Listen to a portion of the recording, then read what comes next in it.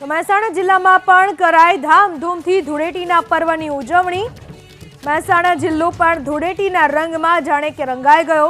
ધારાસભ્ય મુકેશ પટેલે કાર્યકર્તાઓ સાથે ધૂળેટીનો પર્વ મનાવ્યો। ધૂળેટીની ઉજવણી કરતા જોવા મળ્યા ધારાસભ્ય મુકેશ પટેલ।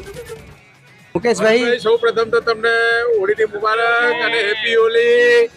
તમારા જીવનની અંદર આ હોળીના તહેવારના અસંખ્ય અનેક રંગો, ખુશીઓના રંગો એ ભરાય અને તમારું જીવનની અંદર પણ એક मुकेश भाई જે રીતે હોળીનો તહેવાર છે રંગેથી રંગાયા છે, રાજકીય રંગમાં કેટલા રંગાયેલા છે?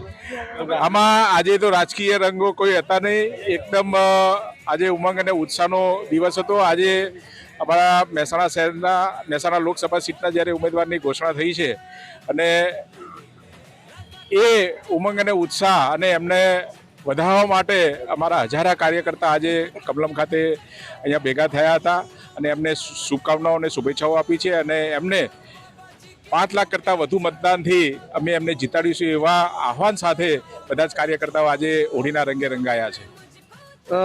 ભાજપનો રંગ જે રીતે હોળીનો રંગ છે તે રંગાયેલા જોવા મળે છે, ખાસ કરીને રાજકીય પેજદામાં કઈ રીતે આ રંગને જોવો છો?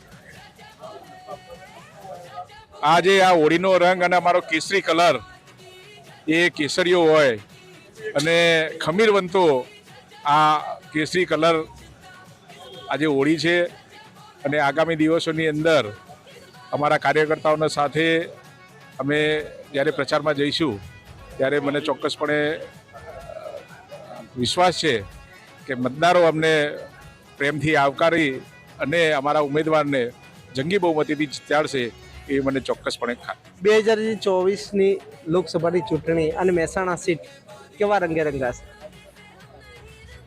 મને તો જે પ્રમાણે જે વાતાવરણ સર્જાઈ રહ્યું છે, દેશના યશસ્વી વડાપ્રધાન નરેન્દ્રભાઈ મોદી સાહેબ એ વિકાસ પુરુષ તરીકે જ્યારે આખા વિશ્વની અંદર એમની નામના હોય અને વિકાસના કામો આખા દેશની અંદર કર્યા હોય ત્યારે આ મહેસાણા લોકસભાના પ્રત્યેક મતદારો આ હોળીના રંગે ભાજપના રંગે રંગાઈ જશે એવું મને ચોક્કસપણે ખાતરી। મહેસાણા જિલ્લાના જે લોકો છે તેને કઈ રીતે રંગશો?